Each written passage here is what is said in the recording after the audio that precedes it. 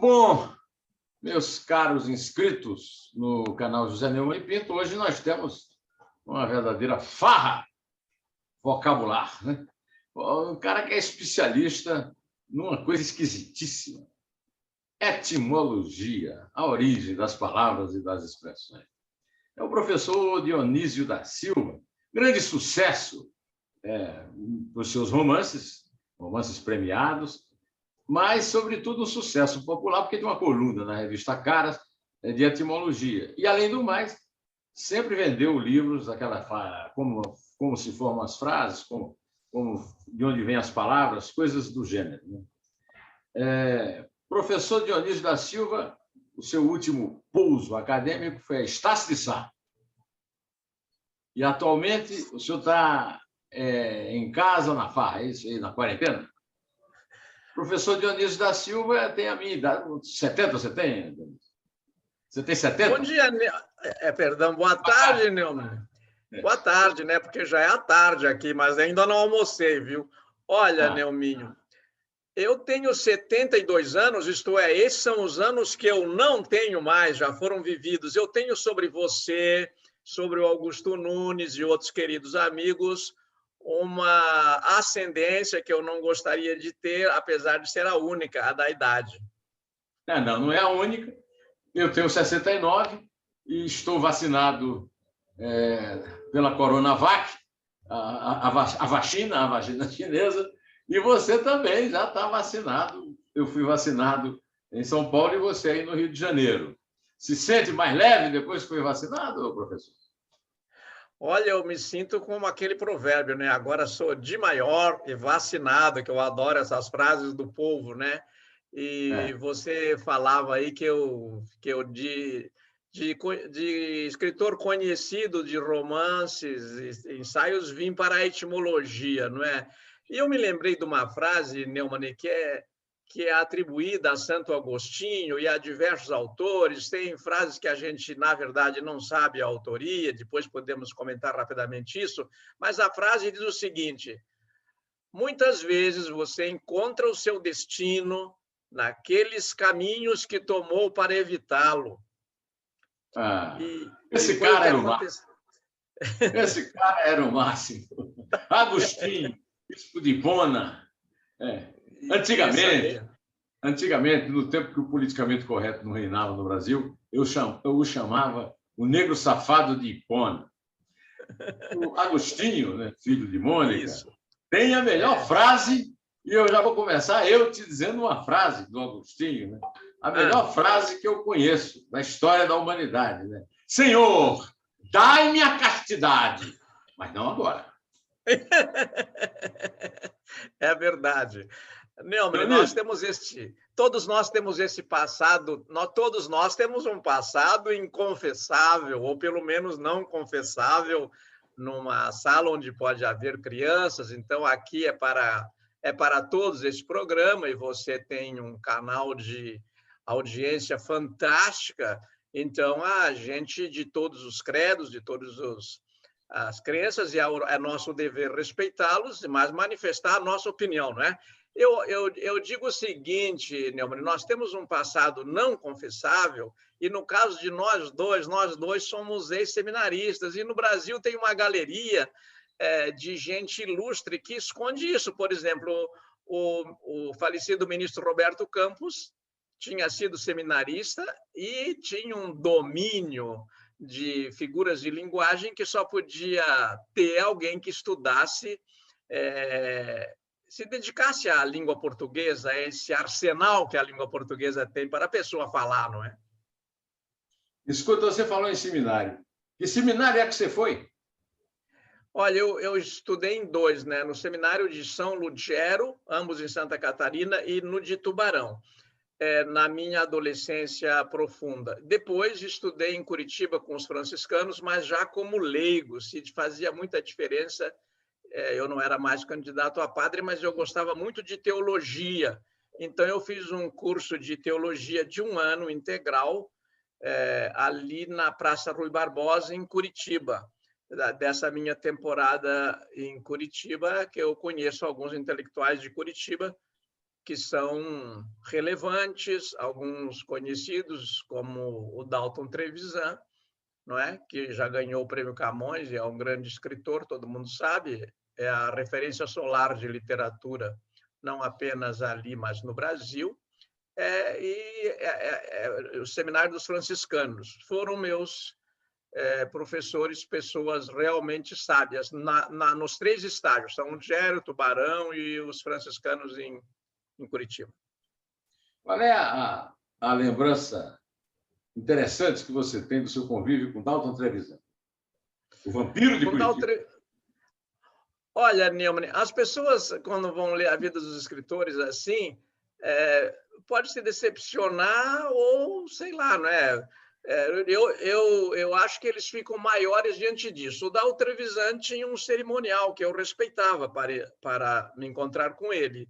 Eu chegava em Curitiba, porque eu morei em Curitiba só no ano de 1970, depois eu saí, não é? Mas eu ia muito lá, porque eu sou casado, era casado, sou divorciado, casei lá na Igreja das Mercês com a mãe da minha única filha, Manuela, que é a professora Sueli Schneider. Bem, eu chegava em Curitiba, a Sueli ia para a casa dos pais e eu ligava para o Dalton. Na verdade, não ligava, eu tinha o telefone dele e passava um fonograma. Em Curitiba e no Paraná tinha isso e que funcionava muito bem.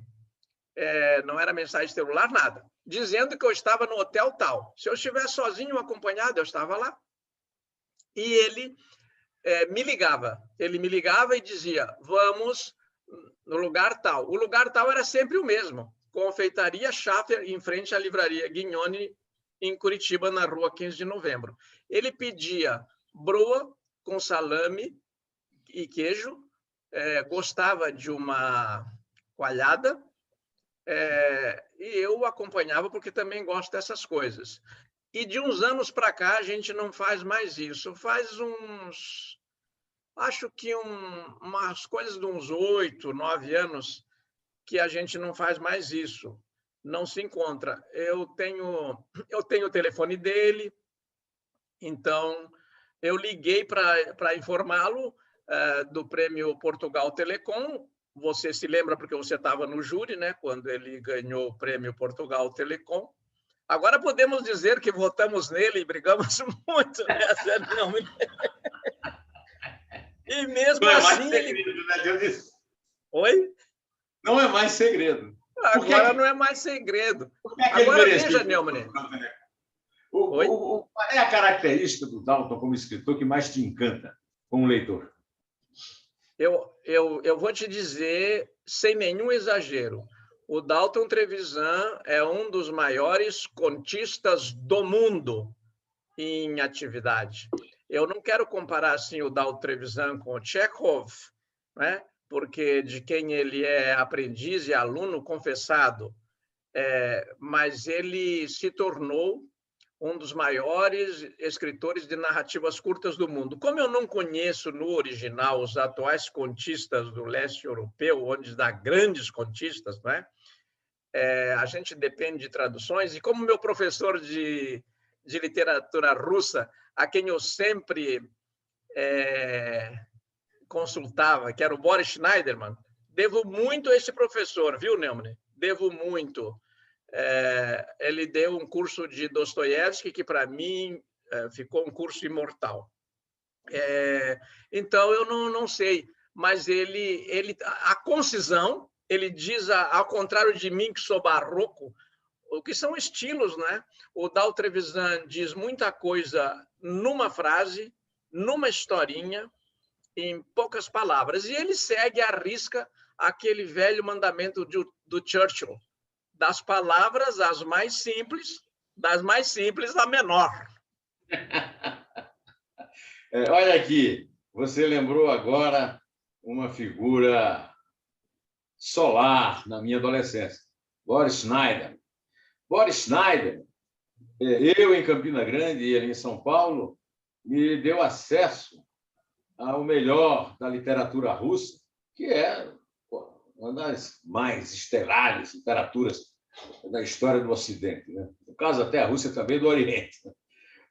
Graças ao Boris Schneider, eu travei contato, não pessoalmente ainda, nessa época, ainda eu estava em Campina Grande, com um poeta que eu admiro muito até hoje, que é o poeta ucraniano Ossip Mandelstam.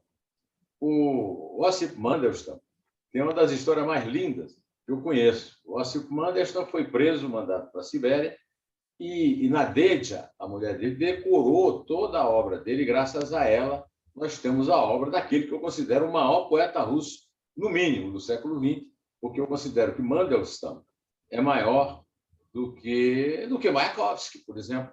Apesar de eu ser um grande admirador do Mayakovsky, meu filho mais velho chama-se Vladimir, por causa do Lenin e por causa do Mayakovsky. Certo? Bom, então o Boris Schneiderman, eu cheguei ao Boris Schneiderman através de edições de poesia russa moderna, na qual eu encontrava o Mandelstam. E agora, um amigo meu, lá de Campina Grande, o Astir Vasily, está em Moscou e vou matar você de inveja. Ele está traduzindo direto do russo, coisa que o Boris fazia, né? O Mandelstam, ele está fazendo um volume de poemas do Mandelstam e me contou uma história fabulosa que você vai colocar aí no seu fabulário. Essa história fabulosa é do poeta Joseph Brodsky, Prêmio Nobel de Literatura, né? Joseph Brodsky está fazendo um imenso sucesso na Rússia agora. Um imenso sucesso. Com um poema que foi redescoberto dele, um poema de 1970, chamado Não Saia do Seu Quarto Nunca. E o primeiro verso do poema é Não saia do seu quarto nunca. E o último verso é Contra o cosmos, o caos, contra o vírus. Um poema de 1970. Hoje é camiseta na Rússia, é o diabo, o Brodsky. Fale o que você queria falar sobre o Schneider, porque eu quero dizer o seguinte, eu não conheci direito, eu conheci rapidamente o Schneider e convivi bastante com a Jerusa Pires Ferreira, a viúva dele, porque a Jerusa, o casal morava na Rua Bahia, e eu frequentava com ela a loja que já fechou, do Resistente, Alain, o Resistente, e conversavam muito lá sobre música e sobre literatura. Infelizmente, o Boris se foi e a Jerusa também. Mas, desculpe, vai lá. Fala mais. Neumann, eu, de passagem, quero elogiar, eu gostaria de fazer um elogio da interrupção. Por exemplo, hoje isso se perdeu, essa arte de interromper se perdeu. Quando o Paulo Guedes está dando uma entrevista, por exemplo, eu gostaria que os jornalistas o interrompessem antes de terminar alguma frase, de preferência, compreendeu? É porque ele já falou umas coisas antes, ou já fez algumas coisas antes, que mereciam ser interrompidas dali, aquela coisa, icat nunca, o latim diz, né? Aqui e agora, porque depois poderá ser tarde. Então, eu queria te lembrar do Boris, eu tenho tantas lembranças, mas nós estamos aqui cortando para selecionar o melhor para nossos telespectadores. Eu queria lembrar que o Boris Schneiderman foi romancista, lecionava literatura com esse olhar que ele tinha feito um romance da participação dele na campanha da FEB, na Itália, não é?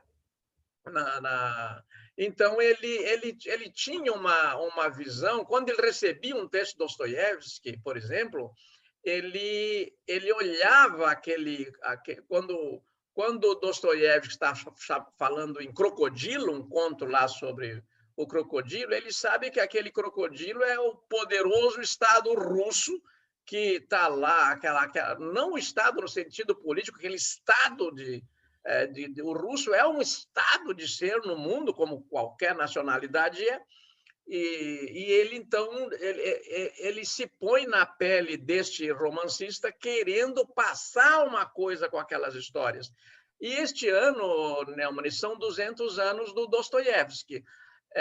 O Dostoiévski era alcoólatra, vivia bêbado, jogador inveterado, dissipava os bens da família, e fez uma obra monumental. Hoje, nenhum russo termina o ensino médio sem ter lido Dostoiévski. Agora, eu quero completar essa longa digressão com uma coisa muito simples. Nos anos 60, eu lembrava outro dia, nesta minha coluna da Band News, o Nelson Rodrigues disse: amigos, ontem a derrota do Fluminense parecia o velório do Marmeladov.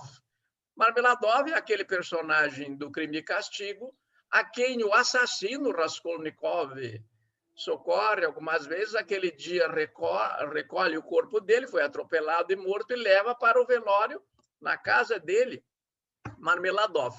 Eu quero dizer o seguinte: nos anos 60, um cronista esportivo, né, podia citar um personagem do Dostoiévski e, se a pessoa não entendia, perguntava para alguém que dizia: rapaz, ele está falando do escritor russo Dostoiévski, você não sabe, isso produz leitores, porque isso é que produz leitores.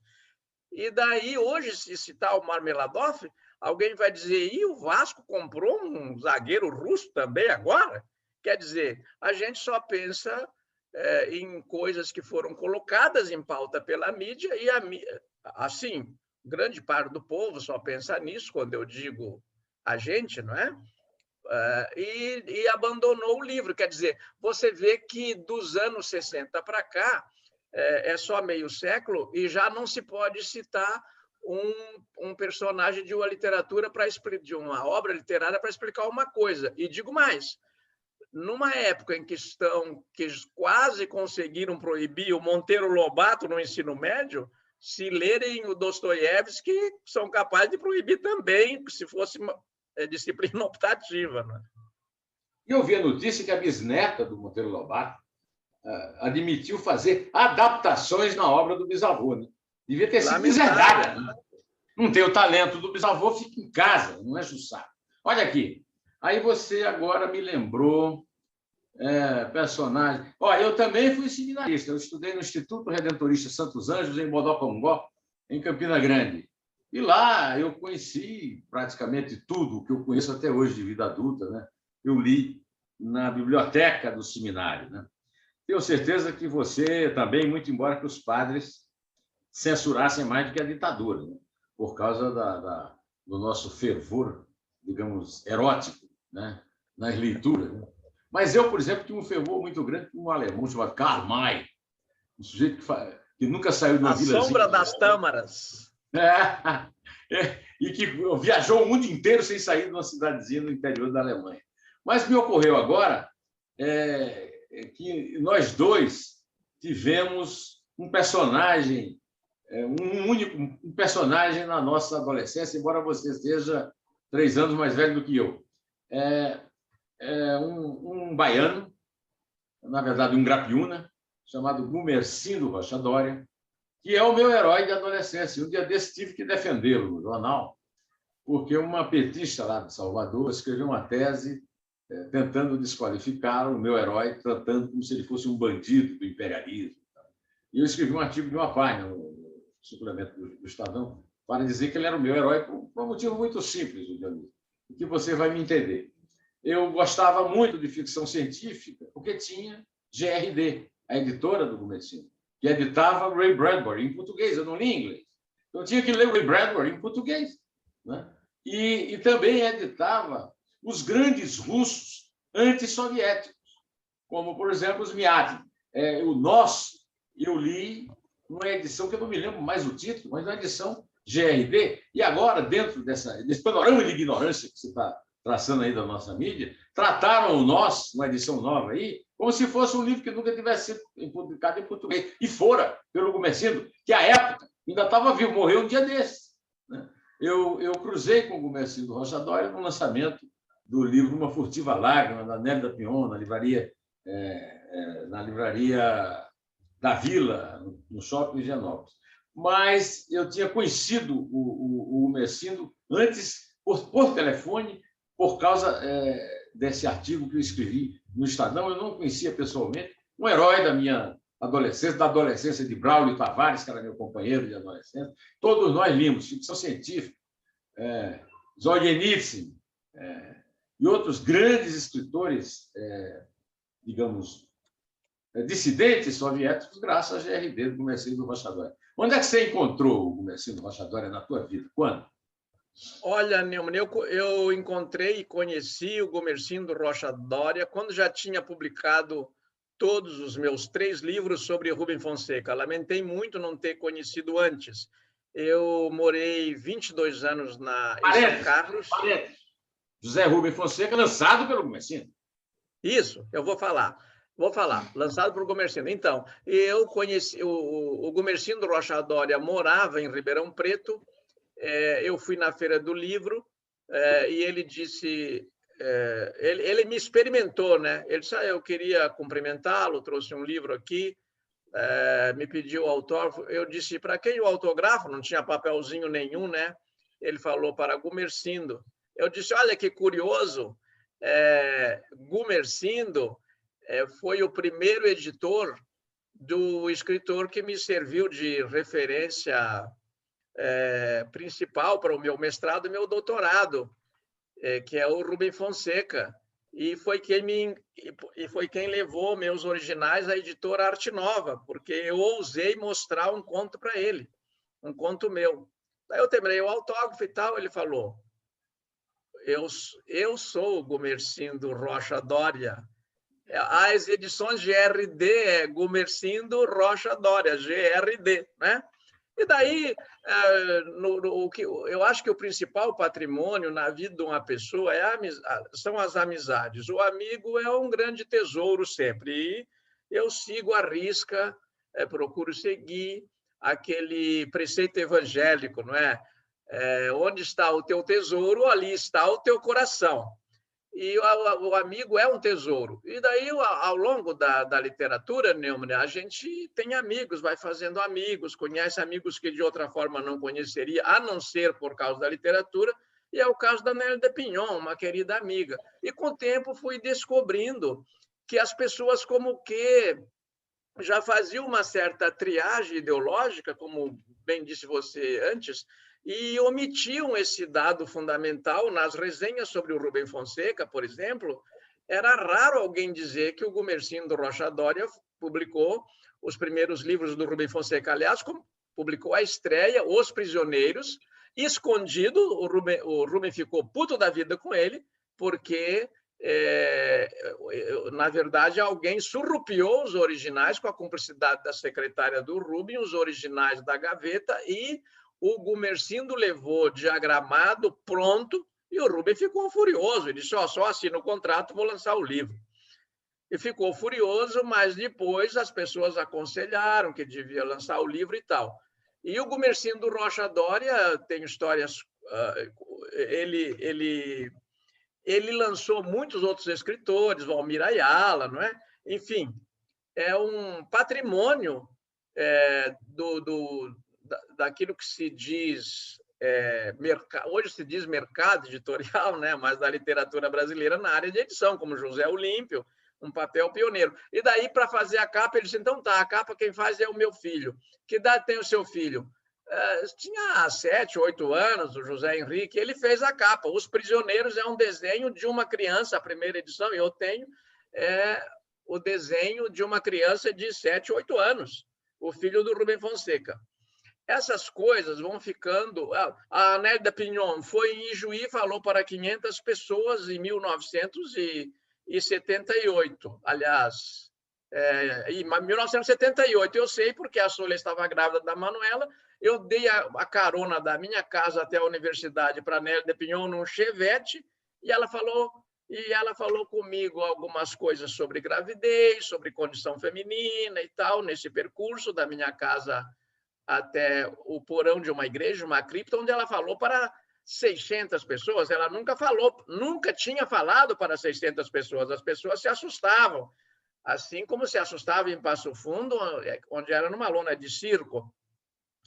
E a Nélida Pinhon, em Porto Alegre, muito delicada comigo. Eu estava lá, a Nélida é uma cortesia em pessoa. Ela resolveu me dar uma camisa muito bonita, que estava numa vitrine. Ela entrou, comprou a camisa, disse que era do Rio, pagou com um cheque, E o cara, sem disfarce nenhum, foi consultar o cheque atrás de uma cortina aos berros lá, né? E nós saímos ali para fora para olhar a outra coisa na vitrine. Quando voltamos para pegar a camisa, ele disse, não, tá tudo bem e tal, desculpa, eu tenho que consultar o cheque. Depois eu voltei lá e perguntei, escuta, fiquei curioso, né? Depois de ter levado a Nélida no aeroporto, escuta, me diz uma coisa, como é que foi a consulta lá? Ele falou, rapaz, eu morri de vergonha, né? Eu não conheço ninguém, não podia saber quem eram vocês, e o gerente do banco atendeu o telefone que é um cheque de fora, do Rio, em Porto Alegre, ele disse, ela quer comprar a sua loja, todas as lojas ou a quadra? O senhor está vendendo uma camisa e encerrou a conversa. Olha, eu conheci a Nélida em 66. Em 66 eu tinha 15 anos e comecei a trocar correspondência com a Nélida. E a Nélida tinha comigo a mesma gentileza que ela tem até hoje, com um velhinho de 69 anos. Ela se comporta comigo sempre da mesma maneira. O menino de Campina Grande e o velhinho de Campina Grande, ou melhor, o menino do sertão que virou velho, né? Agora, me conte aí, você é chegado assim, uma convivência com gente estranha? Dalton Trevisan? Me fala do Zé Rubem, pô. Me conta. Zé Rubem Fonseca é uma figura antológica de causos.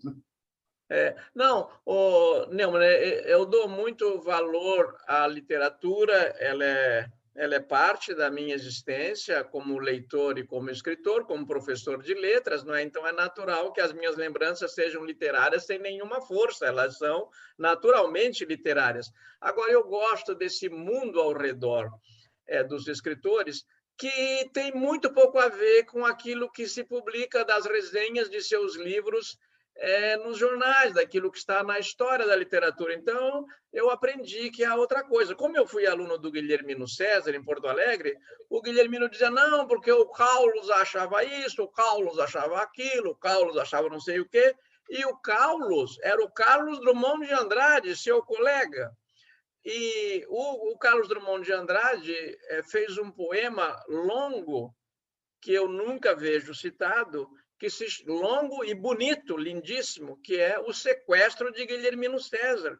E as pessoas não vão procurar quem era esse Guilhermino César, grande professor de literatura, autor de romances, de história da literatura do Rio Grande do Sul, porque ele é um mineiro de Cataguases, que foi morar em Porto Alegre. Um dia eu disse assim, professor Guilhermino, eu moro aqui no Rio Grande do Sul, meus ancestrais são gaúchos, meu bisavô fundou Canela, eu sou professor aqui, estudo aqui, faz décadas que eu moro aqui. Eles dizem, o catarinense Dionísio da Silva, radicado no Rio Grande do Sul, ele me abraçou e falou, Dionísio, meu filho, eu moro há 40. E eles dizem, o mineiro Guilhermino César, radicado no Rio Grande do Sul. Mas do Rubem tem uma fantástica, né? Conta do Rubem que eu quero te contar uma do Guilhermino César. Vai, conta do Rubem. Não, então vou te contar essa do Rubem, que os telespectadores têm que saber essa. O Rubem, eu estava dizendo para ele, Rubem, se eu contar para alguém que eu venho aqui, eu converso com você, a gente almoça junto, caminha, faz piada. Um dia, aos 87 anos, ele fez 10 abdominais na frente da Michele, minha mulher, e da namorada dele, a escritora. Bom, não sei se a gente vai aqui ter boca. Entregar alguém. Vai entregar aí, Dionísio? Não é bom entregar, mas a Paulinha sabe, a Paulinha agora é viúva, casou-se, teve filho e tal, mas ele fez esses 10 abdominais e disse, Dionísio, você precisa fazer exercício, precisa caminhar. E veja, o Rubem, no meio da rua, ali na Dias Ferreira, fazendo 10 abdominais e as pessoas parando, aquele velho de 87 anos fazendo 10 abdominais. Alguns até pararam para olhar quem era, ver bem a cara do velho e tal, mas ninguém reconheceu. Bom, daí eu estava comentando isso e ele me contou a seguinte história. Ele falou o seguinte, olha, eu queria saber como é que era, né, uma conversa, porque ele também é mineiro radicado no Rio de Janeiro, né? Porque ele veio... ele veio morar no Rio com 5 anos. No Rio é diferente. No Rio é diferente. Ele é carioca. Não, o Rio não tem isso. Não, o Rio não tem isso. Eu digo, se fosse adotar o modelo... Carioca, nascido em Minas. Isso. Ele é carioca, porque o gato que nasce no forno não é biscoito. Está certo, não é? A Clarice Lispector seria ucraniana, então, né? A ucraniana Clarice Lispector... Ele passado no Recife. Exato. Conta a história. A história que o Zé Rubem te contou. Não, mas essa ele contou assim, ó. Eu também tinha uma admiração por escritores, eu escrevia, mas eu não mostrava para ninguém, era muito jovem, e me arrumaram um almoço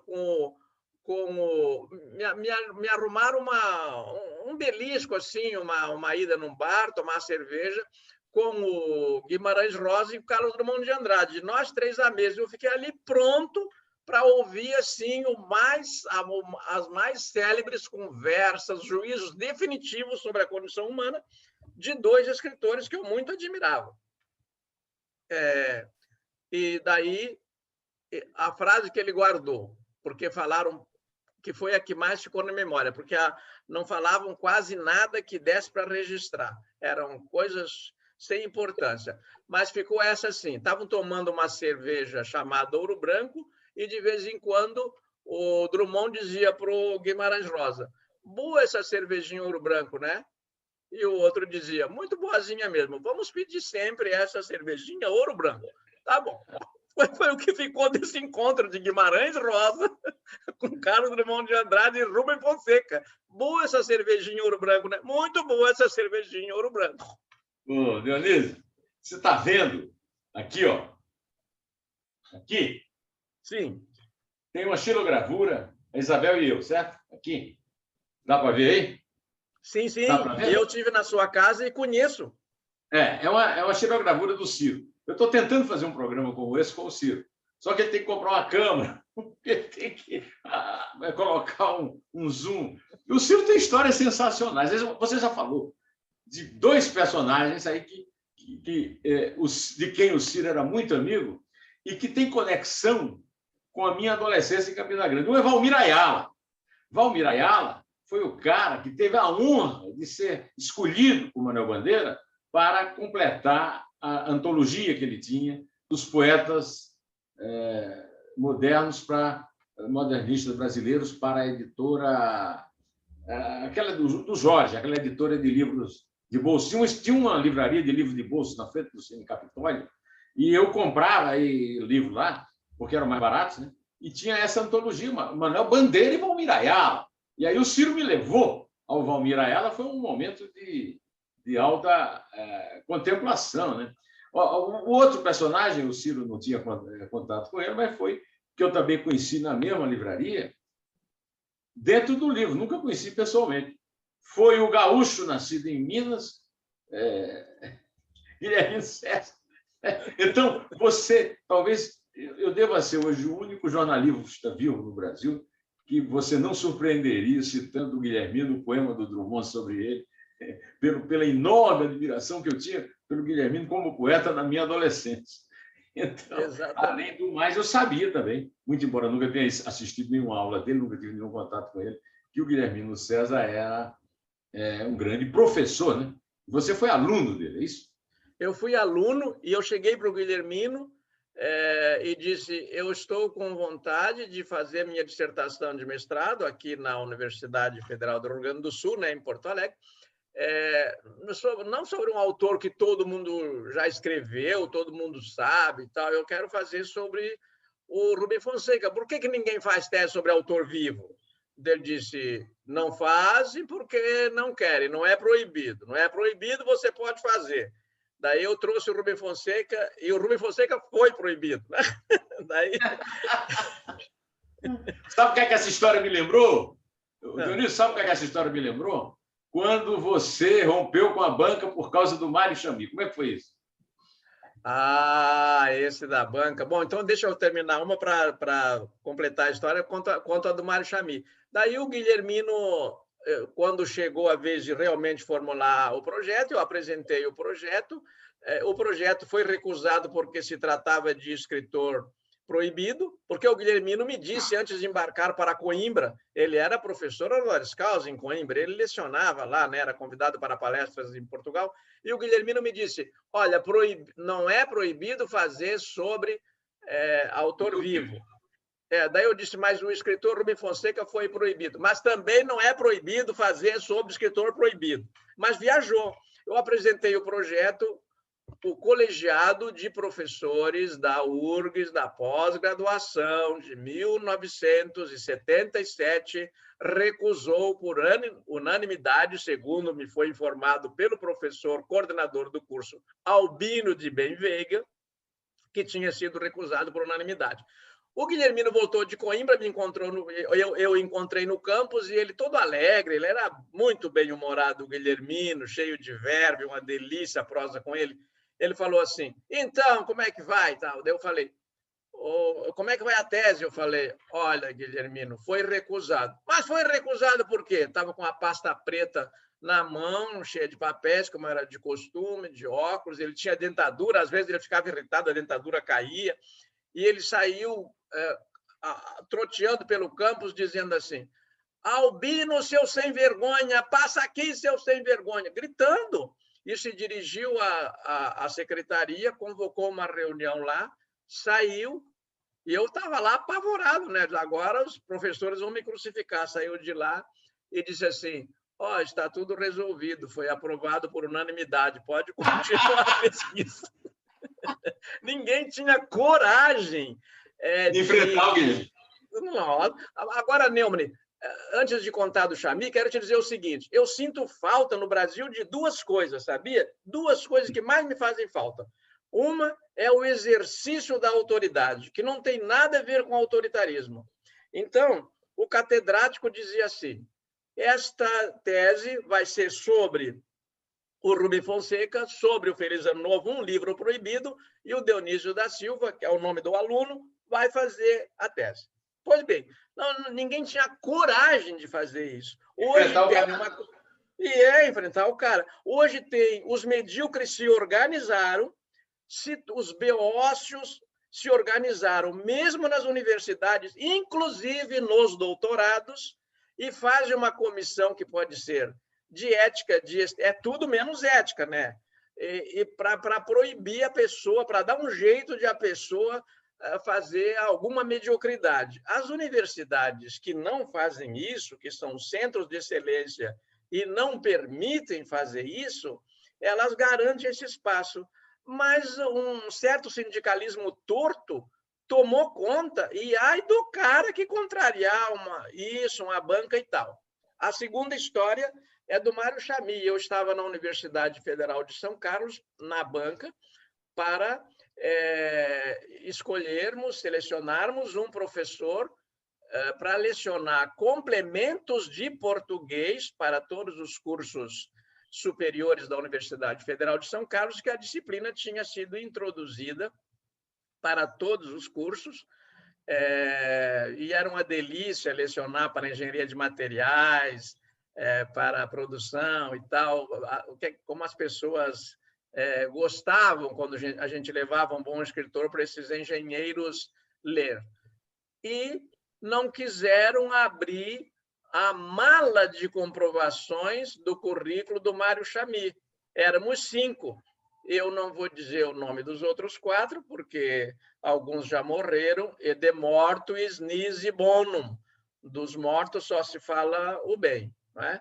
Então, eu tentei argumentar, uma delas era uma professora da USP, eu argumentei que a gente tinha que examinar, que eu era pela... Resumindo, é o meu lema na vida, né? A gente tem que seguir a conversa clara, porque a conversa clara garante o trato justo. Não foram aceitas as minhas ponderações, eu disse, então, eu saio da banca.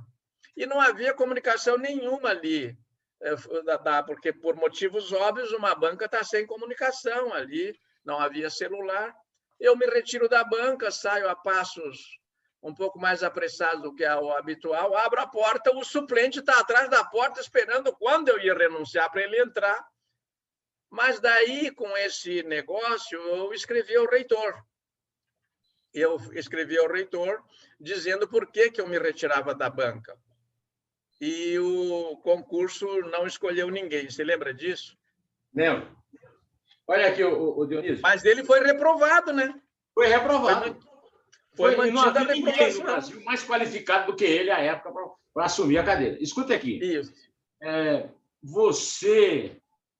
Eu tenho muita inveja de muitas coisas que você tem na vida. Mas eu conheci pessoalmente aqui o José Saramago e tenho, inclusive, uma edição do meu livro favorito dele, O Ano da Morte de Ricardo Reis, com um autógrafo de toda a página, da página limpa inteira. E ele presidiu o júri da Casa das Américas, que premiou o livro chamado Avante, Soldados para Trás. De quem é esse livro? Olha, Neumann, você sabe que eu escrevi esse livro indo ao Pantanal, onde se deu a mais trágica das retiradas militares, não do Brasil, uma das mais trágicas. Ela é semelhante à de Dunkerque, à de Xenofonte na antiguidade, não é? Que é a retirada da Laguna, Avante, Soldados para Trás. Esse meu romance está publicado só em Portugal, na Itália e no Brasil está em 10ª edição. Quando eu mandei o original deste livro para o Prêmio Casa das Américas, de 1992, coincidiu, eu mandei em dezembro de 91, quando eu terminei, porque se julgava em fevereiro de 1992. Coincidiu que, você sabe que eu tinha e tenho uma atividade de resenhista nos jornais. Eu fiz uma resenha, na verdade, uma entrevista ao Geneton de Moraes, eu acho, em que eu dizia que Jangada de Pedra, do José Saramago, era um livro menor e não tinha sido resolvida a proposição do romancista nos primeiros capítulos, e era um romance mal... Jangada de Pedra, de José Saramago. Dá licença? Posso dar um oi de nordestino aqui? Apoiado! Apoiado! Apoiado! Então, e daí... É uma bosta de romance! Uma bosta de romance! Um escritor paulista, cujo nome não quero citar, como o Dom Quixote lá, em algum lugar da Mancha, cujo nome não quero lembrar. Então, esse escritor paulista, cujo nome não quero lembrar, eu quero que você tolere, os telespectadores também, porque eu não quero pronunciar esse nome, não quero dizer, me ligava todos os dias, durante uns 20, 30 anos, para falar mal de alguém. Aquilo me aborrecia muito, porque nas conversas era sempre falar mal de alguém. Eu também falo mal dos outros, eu acho a fofoca uma prova de solidariedade universal, você está preocupado com a vida alheia, mas isso é uma coisa assim, um orégano, um tempero na conversa, não pode ser a essência das conversas você falar mal dos outros. Bom, ele disse, você está ferrado, hein? Está concorrendo ao Caso das Américas, porque eu confidenciei para ele que estava concorrendo. Então, o júri é o Saramago, eu soube hoje, ele soube primeiro do que eu realmente. O presidente do júri vai ser o José Saramago. E agora, como é que fica? Você falou mal do livro dele? Eu disse o seguinte, eu direi sempre, não se precisa representar, né? Eu disse o seguinte, olha... Porque a vantagem de você ser autêntico, Neumann, de você sempre ser o que você é que você nunca tem que representar, você é você. Se perguntarem, você diz, certo ou errado, o Dionísio se enganou, está tremendamente enganado, deu uma bola fora, mas é você. Pelé também chutou bolas lá, não quero me comparar com ele, mas se até ele erra, né? Bom, daí se até o Pelé erra, o Garrincha fez jogadas bizonhas, quer dizer... todos nós tropeçamos, só não tropeça quem não caminha. Eu hoje diria o seguinte, o que eu disse aquela vez, eu acho que ele vai julgar com isenção E isso não tem interferência nenhuma. O fato de um candidato, imagina, um candidato escreveu 4 ou 5 livros aí, sei lá quantos, e disse que o livro do fulano não presta. Ué, ainda mais se tratando, eu disse, ainda mais se tratando de uma pessoa como eu, viu? Porque eu adoro José Saramago e ensino, produzo leitores para ele e leciono a literatura dele. E por isso eu posso dizer que Jangada de Pedra é um livro menor na obra dele, porque eu comparo com os outros. Ano da morte de Ricardo Reis. Né? Memorial do Convento, né? Memorial do Convento. Olha aqui. Aí, eu me lembrei de outra leitura da minha adolescência no seminário. A Retirada da Laguna, do Toné. Um texto de alta referência que demonstra a sua tranquilidade em enfrentar. Assim, você não enfrentou o Zé Mané da Lagoa das Cores, você foi direto no clássico de Visconde de Toné, um dos maiores textos da literatura brasileira, portuguesa, né? Que é A Retirada da Laguna. Né? Você leu A Retirada da Laguna com que idade? Olha, eu li A Retirada da Laguna com 14 anos e hoje são tantas as vezes que eu li e já faz algum tempo. Somos dois. Também li com 14 anos. Pois é, com 14 anos a gente tinha outra leitura, veja você. E daí passam-se os anos, eu estudei muito A Retirada da Laguna e fui percorrer a pé, a cavalo, de carro, aqueles caminhos que a retirada que os heróicos brasileiros fizeram correndo dos paraguaios no meio da macega e hoje são ridicularizados em alguns textos desses panfletos que se aproveitam do texto histórico para fazer uma luta ideológica. São sempre textos minados. O coitado do leitor corre o risco de se explodir logo no primeiro capítulo. Então, a retirada é uma estratégia de guerra. A pessoa tem que pesquisar por que razão a retirada, às vezes, não só não é a única opção, é a melhor opção. Então, esta foi a melhor opção. Eles voltaram. Só que o Guia Lopes de Laguna, que dá nome a uma cidade lá onde houve a retirada, e se chama Retirada da Laguna porque não é a Laguna Catarinense, é Laguna, uma vila no Paraguai, não é? Eles saem desta vila chamada Laguna, no Paraguai, invadida pelas tropas brasileiras, vêm por meio da macega, de repente bate o cólera, como hoje bateu o coronavírus, por isso se deve ler A Retirada da Laguna hoje, eu recomendo que as pessoas leiam A Retirada da Laguna, e quem já leu, releia, e eles, uma certa hora, o comandante não tem como... Desde que leia depois, Avante Soldados para Trás. Leia A Retirada e Avante Soldados para Trás. Muito obrigado. O Avante Soldados para Trás está à venda em qualquer lugar aí, é só qualquer digitar. boa casa do mundo. Em qualquer boa casa. Inclusive em casas não muito boas também está, não é? Que não recolhe o direito autoral para a editora que deixou o livro lá, né? Mas olha, Neumann, então ele põe todos os coléricos quase à beira morrendo assim. O Dom Pedro II ficou puto da vida com esse gesto do comandante. E só não puniu porque o comandante também morreu na retirada, também de cólera, não é? Aliás, os ossos dele estão aqui embaixo do bondinho, não é? O Camisão, o Carlos de Moraes Camisão, que comandava essa retirada e morreu durante a retirada, os ossos dele estão aqui sob o bondinho, ali ao lado dos mortos da intentona, não é? E ele botou assim, tende piedade dos coléricos. Os paraguaios acharam que aquilo era uma armadilha na perseguição, chegaram lá e mataram todos os coléricos, os que estavam tomados pelo cólera, não é? E aí morreram de cólera. E daí morreram de... se tivesse uma bolsa para o respirador, morreram de cólera. É isso aí. Eu diria que é uma vitória de Pirro pelo avesso, né? Escuta, aí... Ô, Neumann, só do Pirro, deixa eu lembrar uma coisinha. Eu adoro interrupção, como você disse. O Pirro ficou muito preocupado depois da primeira vitória e procurou o Senado romano, mandou um emissário procurar o Senado romano procurou Roma, né, para negociar um tratado de paz. Sabe o que? Ele era bom comandante, o Pirro, muito bom comandante. Ele só foi vencido pelo exército romano, mas o exército romano, né? Ele viu o seguinte: não tinha nenhum soldado romano caído na vitória do Pirro, não havia nenhum soldado romano ferido pelas costas. Então, aquilo surpreendeu muito, porque eles morreram lutando.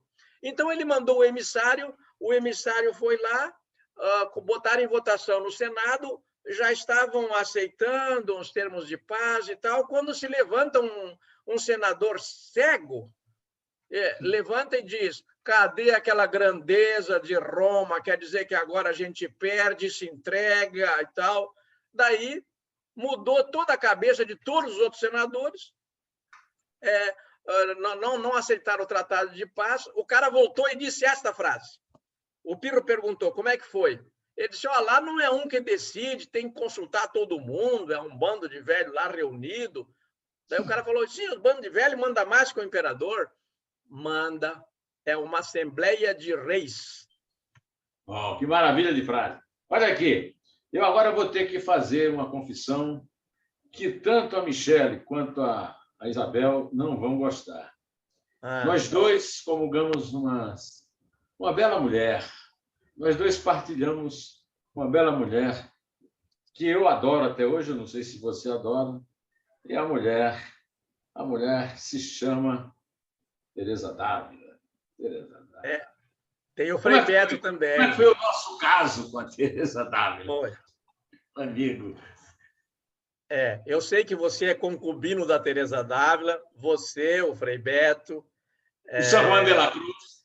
San Juan de la Cruz, Jesus, quer dizer, a gente está em muito boa companhia. Eu estava aqui no Filosofia da Praia, aqui hoje faltei para poder fazer esse encontro contigo, e a Filosofia na Praia, que é coordenado pelo embaixador Jerônimo Moscardo, que foi ministro da Cultura do Itamar Franco, pelo Ricardo Cravalbin, essa turma toda, e o Jesus Chedjak... Cotovelada para ele. Tá bom. O Jesus Chedjak, que morreu ano passado, da Casa França Brasil, chegou e disse assim: Dionísio, eu me chamo Jesus, você é Dionísio. Jesus e Dionísio têm muito em comum, não é? Eu disse: vamos descobrir o quê? Ele falou: Dionísio, Jesus tomou uma bebida dionisíaca na última ceia. Teresa Dávila. Tem também... A Teresa era uma coisa importantíssima. Você ganhou um prêmio. Você não ganhou a Teresa, você ganhou um prêmio com ela, não foi? Eu escrevi um romance chamado Teresa Dávila, foi para o teatro, foi premiado pela Biblioteca Nacional e desmanchou um casamento, né? A menina que fez a Teresa, que é a Ângela Sassini, se separou do marido e casou com o ator que fazia o João da Cruz, o Cacá Amaral, durante a peça. E os dois me confessaram depois de tudo aquilo que a paixão deles foi produzida, nasceu desses diálogos escritos para o romance. Eu disse: vocês estão querendo explicar, e não precisa explicar nada, amor e paixão não se explica, porque não tem explicação. Mas daí o Petrônio Gontijo ficou sozinho, eram só 3 personagens, o Petrônio disse: Dionísio, faz um texto, um monólogo, eu faço sozinho, porque eu nunca proferi frases, aquelas gentilezas que os atores fazem quando gostam de um texto, né?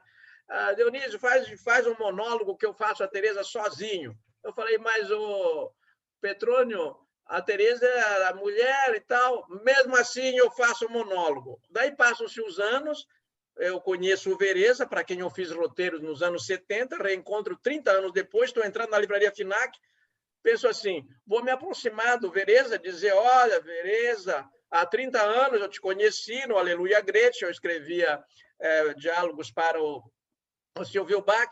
O Carlos Vereza, quando eu dei os 2 primeiros passos em direção a ele é espírita, né? Cheio de... eu não digo assim cheio no sentido de pejorativo, é repleto, não é? É repleto de transcendências, de olhares muito idiosincráticos, muito dele. O Vereza gritou: Dionísio da Silva! E ele disse que se lembrou daquele Dionísio de 1974. É impressionante. Olha aqui. E ele quer fazer a Tereza, o Vereza, sozinho. Hoje, eu já passei todo o tempo aqui, mas ainda quero falar com você sobre a origem das palavras. Mas eu queria que antes você falasse de Lot Zweig, de 2012.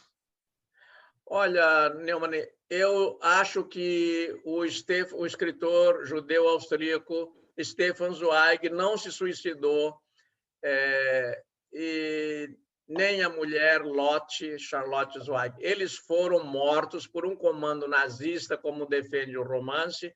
As pessoas leem o romance, chegam ao final e algumas me escrevem, mandam mensagens, outras dizem se são pessoas da minha conversa ou se eu as encontro em algum lugar.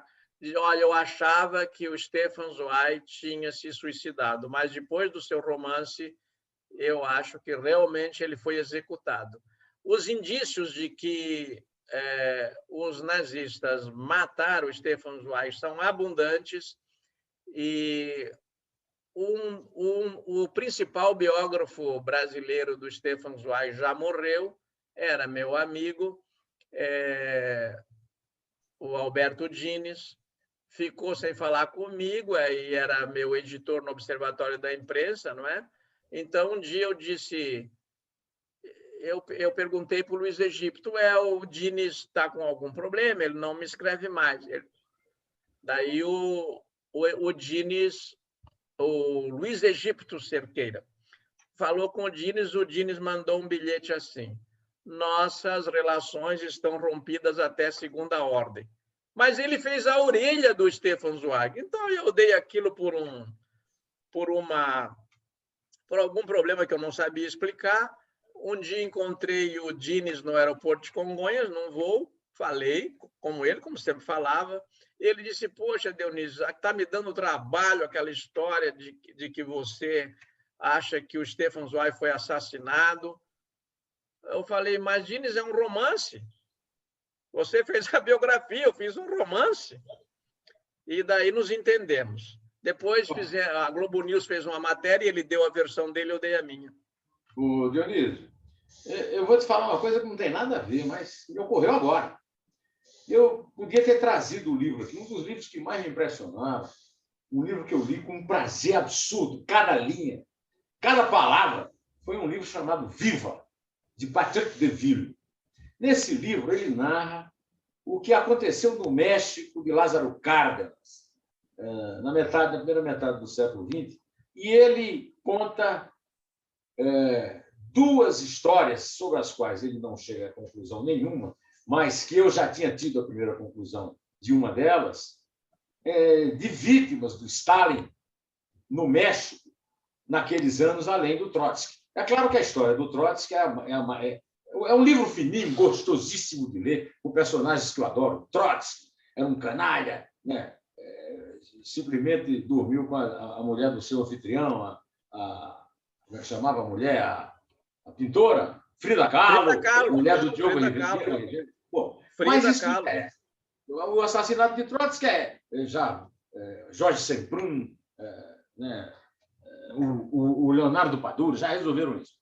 O que me ocorre são duas histórias. A primeira é de um cara que é uma espécie de ídolo. A fotografia dele está no meu escritório, eu não posso mostrar aqui porque está lá no jornal e eu não estou indo para o jornal.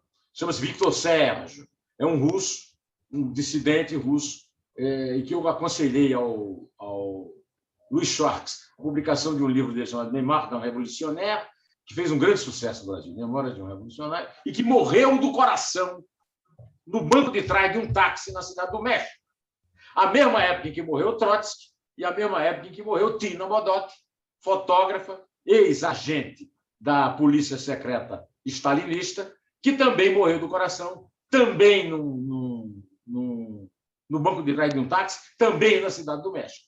E como agora esse Navalny, o opositor do do Vladimir Putin, né?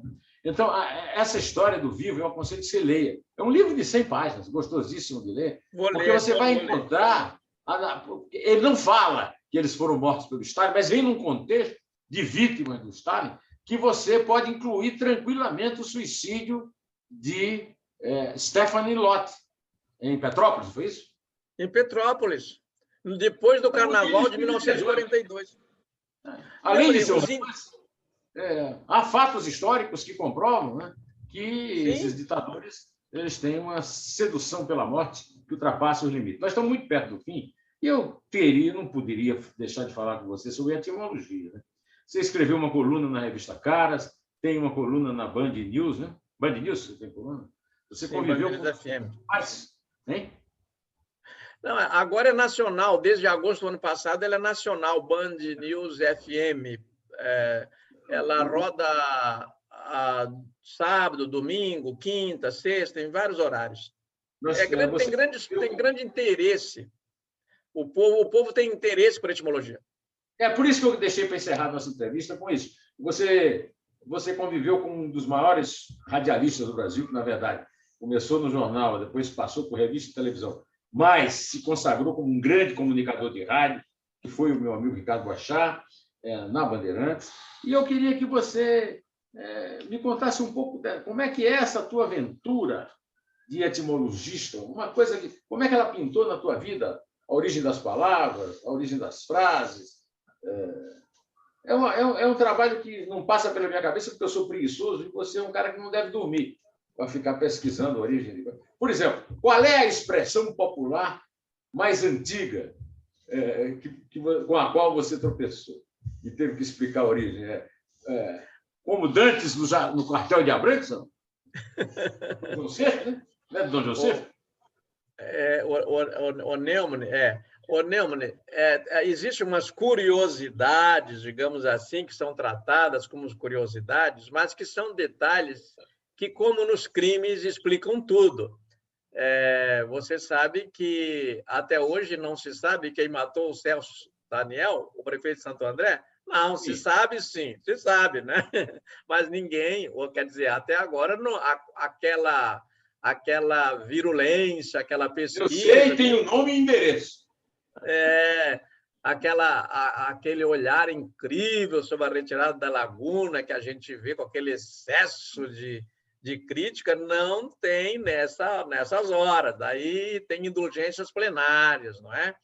Então, é o seguinte, a etimologia nasce em mim ainda criança.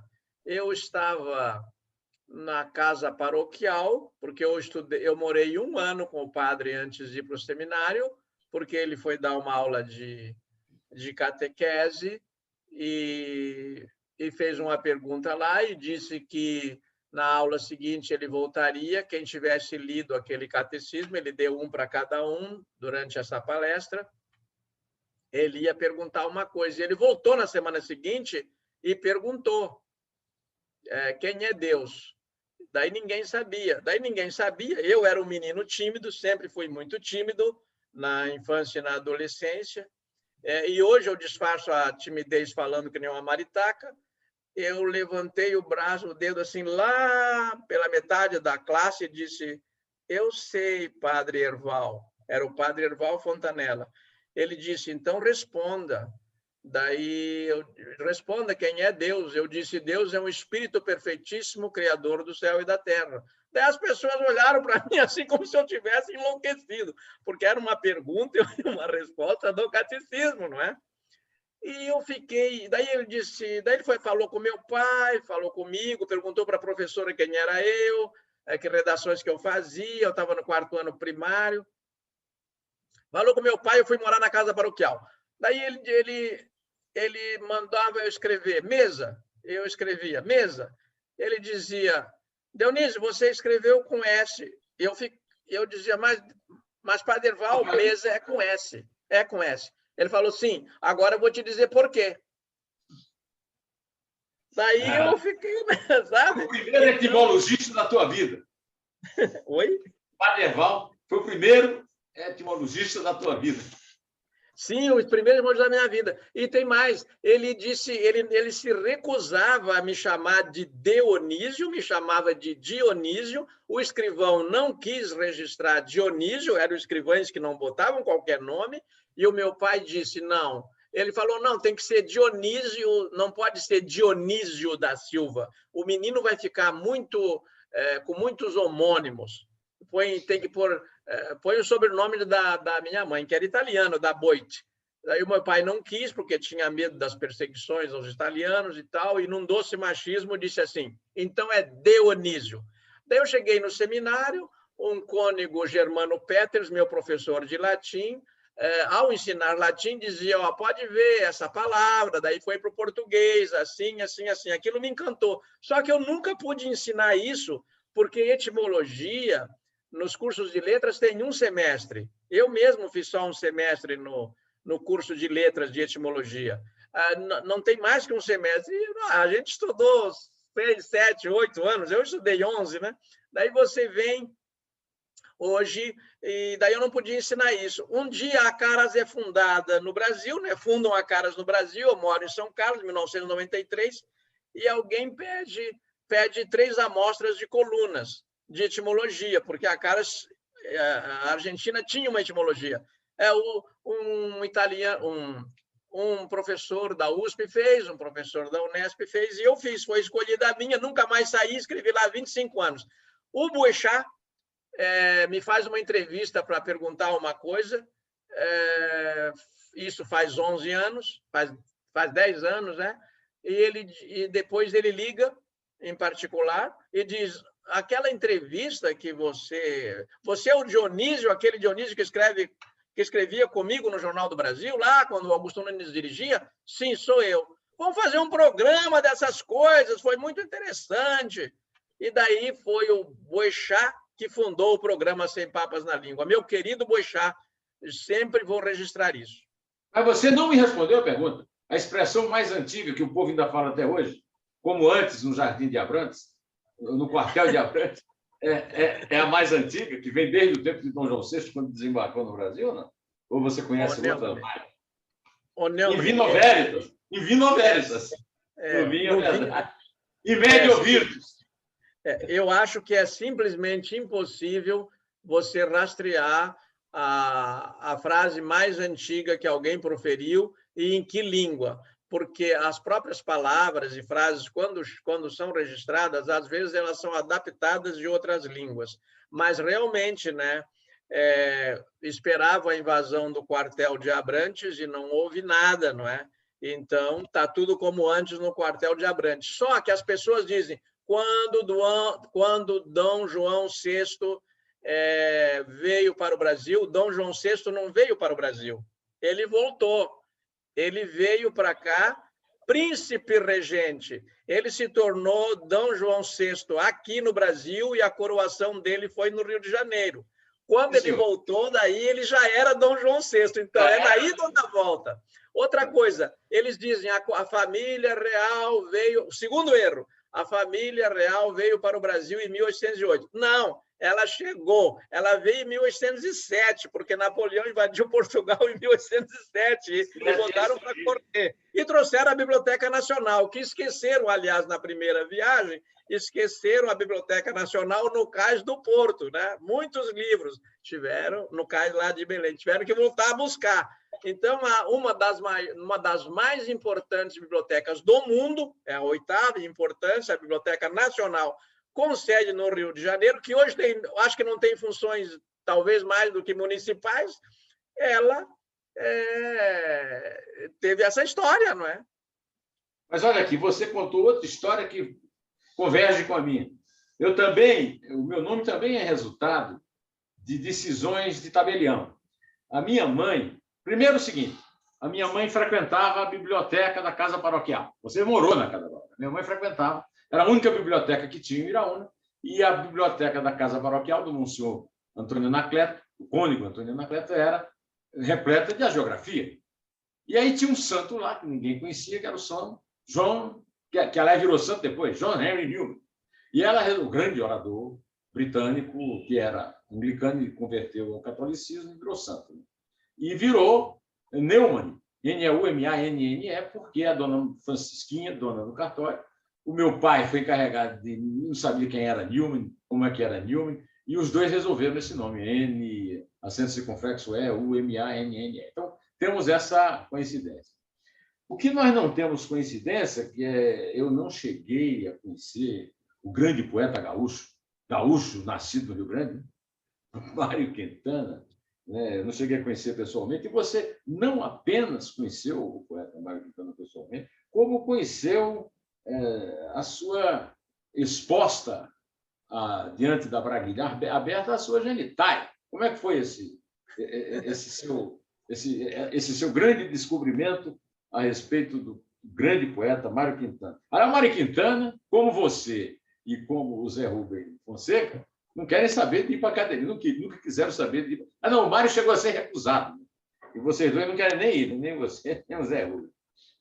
O Mário Quintana foi recusado 2 vezes à Academia Brasileira de Letras para a vergonha imortal da academia. Esse tipo de coisa a gente não pode explicar. Então, é melhor, respeitando os meus amigos que lá estão, que eles não tiveram nada com isso, porque são outros acadêmicos, mas não estavam lá, mas para a instituição é uma vergonha. Eu queria, antes de responder esse episódio curiosíssimo do Mário Quintana mijando lá em Passo Fundo, eu queria te dizer o seguinte: eu falei a você, e numa conversa assim, que não seja assim à distância, a gente acaba voltando e completando o assunto. Aqui é perigoso, porque a gente diz, vai falar isso, depois não fala, né? Eu dizia que tem 2 coisas das quais sinto muita falta no Brasil. Uma é a autoridade, expliquei por quê. A pessoa exercer a autoridade, ela é autoridade e ela se faz por merecer aquele respeito. Eu aprecio muito isso. Não tem nada a ver com autoritarismo. A segunda é o sagrado. Eu sinto muito falta do sagrado. A Isabel, tua esposa, é sagrada para mim. Ela é sagrada por muitos motivos, mas é sagrada por ser mulher do meu amigo. Eu a conheço graças ao meu amigo. Então, o filho é sagrado para o pai. O Arthur é sagrado para vocês dois, a Manuela é sagrada para mim e para a Soila. Para outros não tem essa relação, então tem que ser construída, né? Então, eu acho assim, tem coisas que são sagradas, elas são intocáveis, é isso. E o Brasil está acabando com o sagrado. O sagrado hoje vive refugiado, como nos mosteiros medievais. Agora, o Mário Quintana. Eu tive o prazer do convívio com o Mário Quintana, com José Guimarães, com Moacir Scliro, com figuras que, para minha sorte, foram meus amigos. Pois bem, estávamos na primeira Jornada Nacional de Literatura em Passo Fundo, isso deve ser 1981 ou 82, e a ver, né, consultar ali, eu já contei esse episódio, o Mário Quintana, nós fomos mijar, o Mário Quintana, o Dionélio Machado, José Guimarães, aquela coisa de homem lá, tá na hora de mijar, vamos mijar, homem mija junto, né? Se tem lá aqueles banheiros que é uma calha, não é? E o Mário deixou a braguilha aberta e veio com aparecendo, né? O pinto dele estava aparecendo. Aí as pessoas vieram dizer para a gente, nós não notamos se um ou outro, ninguém ficou olhando se o outro abotou a braguilha, né? E daí vieram lá dizer, olha, o Mário Quintana está com a braguilha aberta, ali diante das pessoas conversando e tal, está com a braguilha aberta, está aparecendo o pênis, dá até para ver, não sei mais o quê, não fechou direito dentro da cueca, não sei mais o quê, vieram essas coisas e eu não vou dizer, outro não vai dizer. Daí a esposa do Josué Guimarães, a Nídia, foi lá e faz aquilo que toda mulher faz. Mulher vai lá e faz, mulher resolve o problema. Ela chegou e disse, Mário, o teu coiso aí tá para fora, fecha a bodega. E daí ele se arrumou. Pronto, está resolvida a questão. Mas para nós encerrarmos essa nossa conversa, que eu não queria terminar, eu queria uma história assim que, olha, temos aqui uma terceira pessoa nos acompanhando. Essa terceira pessoa é o Marc Bloch, o grande historiador ídolo da Isabel. Isso aqui a mesa de trabalho da Isabel. Aquele cara é o atual marido dela, lá com o Ciro, como eu falei, e a paixão dela pelo café, está tudo aqui. Né? O computador já escreveu a tese, mas ela defendeu a tese aqui, nesse computador que nós estamos falando. Então, diante de Marc Bloch, que não tem nada com isso, porque era judeu, você vai me contar um último caso, que é o caso do Ratzinger, o grande teólogo alemão que virou papa, né? O Bento XVI. Bento XVI. E, além do Bento XVI, você vai me contar por que o Coni não é o Coni. E aí... Bom, então, tá. Rapidinho, o Bento XVI. O então cardeal Ratzinger foi à Alemanha, eu acho que é em Leipzig que está isso, é um centro documental, não é eletrônico, é tudo em fichas ainda, procurar o que significava populum, povo, em latim. Qual é a origem deste termo? Como é que se formou essa palavra populum? Porque você sabe, né, a lei romana, a cultura ocidental, todas aquelas leis em nome do povo romano. Então, ele foi ver o que era, ele queria saber o que era povo. Então, ele foi consultar esse dicionário, que os alemães fazem, esse dicionário etimológico do latim, desde o século XIX, e eles ainda não terminaram. Quando o Bento XVI foi consultar, eles estavam na letra R. Eu sei porque eu sou católico, embora, como é que é assim, divorciado, não posso comungar a não ser com ordem do bispo, não é? Depois da exortação apostólica Amoris Laetitia, a alegria do amor, senão eu não posso chegar em qualquer paróquia do mundo, chegar e comungar, porque eu sou divorciado. A igreja tem suas leis. Bom, e daí ele foi procurar o que era povo. Eu achei curiosíssimo um cardeal dito de direita, um conservador, ele queria saber o que era povo, porque todo mundo fala o nome do povo, ele quer saber o que é povo. E achei ainda mais curioso os alemães estarem apenas na letra R, depois de tanto tempo pesquisando. Eu tenho que fazer uma coluna por semana na Band News sobre uma palavra, compreendeu? E no Coni é assim. O Coni falava em Curitiba para um grupo muito grande de pessoas, numa das feiras do livro. O Sul organiza bem esses eventos, o Nordeste também, é onde vai mais público. Porque no eixo Rio-São Paulo são tantas ofertas que a pessoa não acha preciosa nenhuma, não é? E lá não, é aquela oportunidade ou nunca. Quantas vezes mais, não é, o escritor irá naquela cidade? Às vezes é a única vez na vida. Então, o Coni, eu pedi que o Coni contasse a história. O Coni era ele mesmo contou, né? Contou várias vezes essa história. Ele estava no berço, duas babás caminhavam, faziam ele passear na rua com o carrinho, a empregada e a babá saíram juntos, passeavam lá, e, de repente, chegou a mãe do Coni, foi pegar o neném no berço, pegou e disse: não, mas esse não é o meu filho, cadê o meu filho? Daí uma delas fez assim: meu Deus do céu, aquela cigana trocou a criança. A criança tinha sido trocada.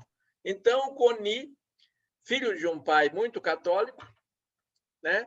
O pai e a mãe queriam ir na polícia, fazer não havia ainda o boletim de ocorrência, que foi inventado pelo Jânio Quadros, e o Coni era criança, então não podia ser boletim de ocorrência, mas queria lá dar parte disso, se chamava dar parte, não deu parte, porque o pai disse o seguinte: olha, se Deus nos deu este como filho, é este que nós temos que criar. E daí o Coni, quando conversávamos sobre isso, eu dizia: Coni, isso é bom para o corno, né? Porque se Deus deu, você pega e cria. Daí ele falou: pois é, a gente se estendia, né? Ele tinha sido seminarista até os Rabatini, então a gente conversava uns assuntos que poucos conversavam. O nosso divertimento era corrigir as citações latinas, porque na imprensa brasileira é raro alguém citar latim corretamente. É raro. Né? Então, é motivo de a gente dizer: olha, mais um jejum em latim, resolveu citar latim. E o Coni um dia está na Romênia, ao redor de algumas fogueiras. Passa uma pessoa assim por ele, começa a olhar para ele, ele olhar para a pessoa, não sabe por quê, dois homens, um olhando para o outro, sentindo assim, fascinados, e ele falou: Dionísio, aquele eu acho que era eu, aquele que passou ali por mim era eu. Olha, com essa história maravilhosa, que certamente o Marco Bloch está ali com a cara de espanto depois de ouvi-lo, eu encerro essa conversa, agradeço demais o tempo que me foi concedido, que é um tempo muito raro, muito disputado, do meu amigo Dionísio da Silva. Dionísio da Silva é o amigo dele, José Neumann. Só para te contar que o meu filho, Arthur, de Castro... quem manda na casa, quem manda na casa. No meio da casa. O meu filho, Arthur, de Castro Neumann e Pinto, tem esse nome que Isabel deu em homenagem a mim. A mulher do cartório não queria fazer, e o meu amigo, Hildeberto Barbosa Filho, grande poeta, crítico, meu colega no seminário, disse: a imbecil não percebeu que era um alexandrino perfeito. É com isso que eu me despeço de Dionísio. Dionísio, muito obrigado. Olha, foi uma maravilha o nosso 2 Dedos de Prosa de hoje. E nós voltaremos. Tem muita história ainda para contar, eu garanto. Eu quero dar um beijo muito carinhoso, mandar um beijo muito carinhoso. Não tem melhor portador do que meu amigo querido Neumann Pinto, de tantas décadas. Nós nos conhecemos no aeroporto, eu estava sentado, você chegou e disse: é você não é o Dionísio? E daí, eu que já te lia no Estadão há muitíssimo tempo, fiquei surpreso com aquele teu gesto de humildade. E mandar um beijo para ela e dizer o seguinte: um recado para tua mulher, viu, Neumann? Eu quero ser editor da tese de doutorado da Isabel de Castro Pinto. Sim, senhor. Um beijo para vocês.